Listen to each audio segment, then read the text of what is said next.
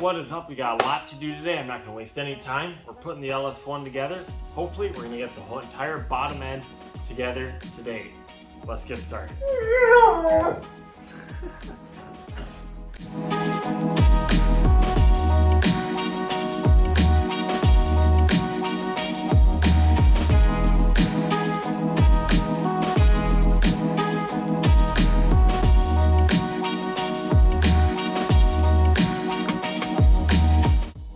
First things first, timing chain. Now luckily this is a mild enough cam that I don't need to go too crazy with the timing set. Everything that I need should be able to be adjusted in the ECU when we get there. So first things first, what they recommend, chain, you want to lightly oil it. Good enough for what I'm going to do. And then dip a couple of fingers, oil the backside, the mating surface.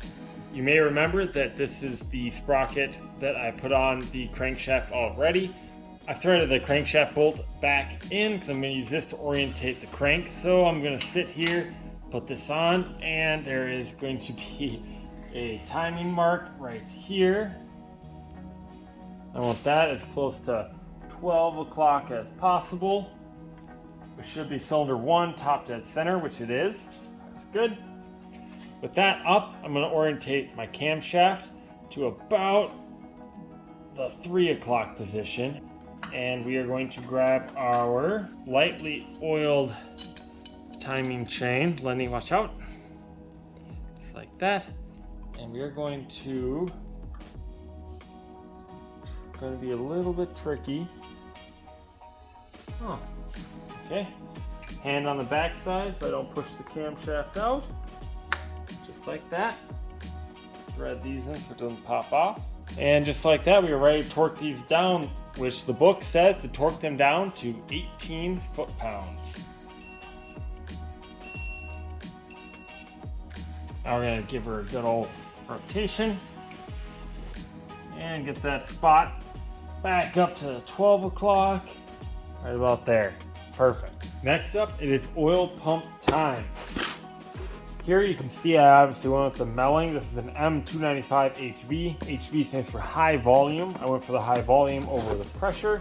This one comes with a couple of different O-rings, 2 different styles for your oil pickup tube. And the instructions in here help you dictate which one you need, whether it's blue, black, or the green one. It also comes with a low pressure spring to swap out and a new cap plug to accommodate it. I'm going to leave her exactly the way that it is though. So let's see what we have here. Can't ask for anything better than that, huh? So let's get this all bolted up. No seal or anything on the back side. I'm just going to wipe the surface down to make sure that it has a good seal against the other machine surface. But other than that, this thing's ready to go. To clean off this surface here, all I'm going to do is brake clean once again. And this is the spot they want you to make sure is nice and clean. Take my oil pump, same thing. Nice and clean. Sharp. Woo!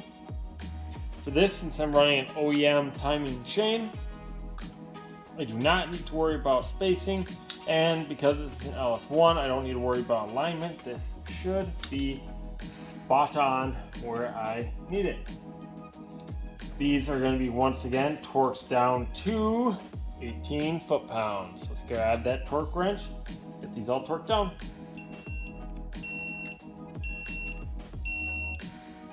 There we go.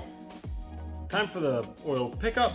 This is going to go in here just like this, and this is going to end up taking a couple of pieces. So, reading the directions, I have found out that I am going to end up needing the black O-ring. Slide that on over the edge. Make sure not to roll it. That's on there nice and good. I recommend to pour or squirt some oil down there, just for initial lubrication. Now we are going to install this. This bracket bolt here is going to be 18 foot-pounds. Up here, this is going to be only 106 inch-pounds. To go along with this up here, what I see is a common upgrade. Because there is only one bolt that holds this on, and apparently people have issues with it backing out. I'm not sure if this is going to be a good idea or not, but we are going to do it nonetheless. This piece here is made by Improved Racing. So this piece is going to go over the top like that. Effectively, all this does is turn your single bolt oil pickup tube into a dual bolt. Twice the support. So each one of these is going to be torqued down. They're 106 inch-pounds. There we go. And now this one. Both torqued. Now onto this guy, which is a 14 millimeter, 18 foot-pounds. I cleaned off the mating face of my front timing cover. I already pounded in a new main seal, front main seal. As you can see, everything here is nice and clean, wiped down. I don't have to do anything else to this. I also have a new gasket for this. Now what I'm going to do, they recommend some special GM tools in order to align it up and down, because you don't want to be over this. You want to be just flush with where the oil pan is going to seat, because it also bolts into the front cover. The other important thing is that you want to be centered side to side. So what I'm going to do is I'm going to put this on here with the gasket, snug everything down so that I actually have to tap it flat and tap it center. That way it's going to be the easiest way without the specialty tools. I'm not going to bore you guys with watching me do it all in real time. I'll throw you on a time lapse. Let's knock this out.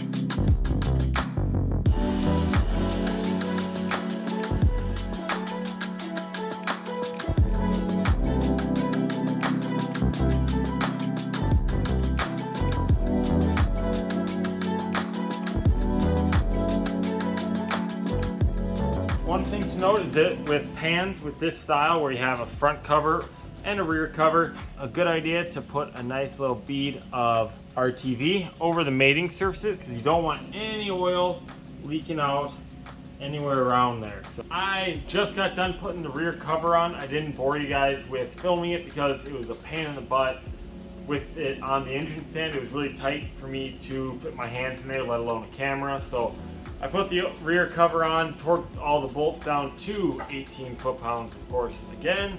Rear main seal's on, back cover's on, oil plunger's in, that's good to go. Oil pan time. I wiped this down with a little bit of acetone on my rag here, just like this. Now I can go ahead and set my Molly brand.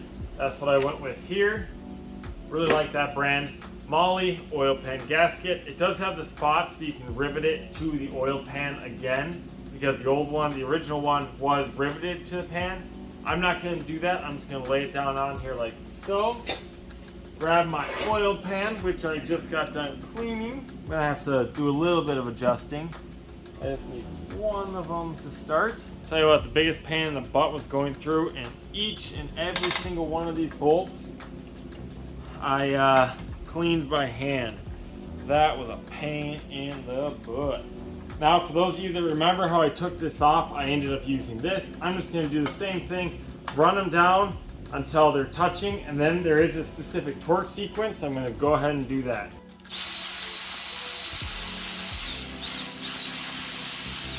$18 foot-pounds.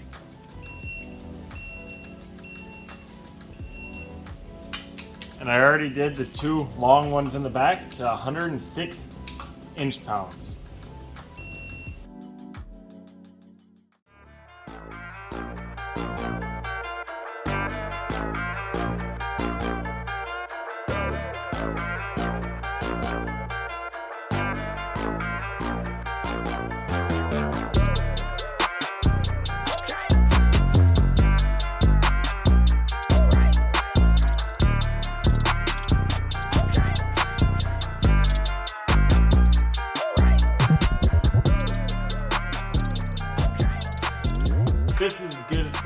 as any. I think the entire lower block is all together. The oil pan's on.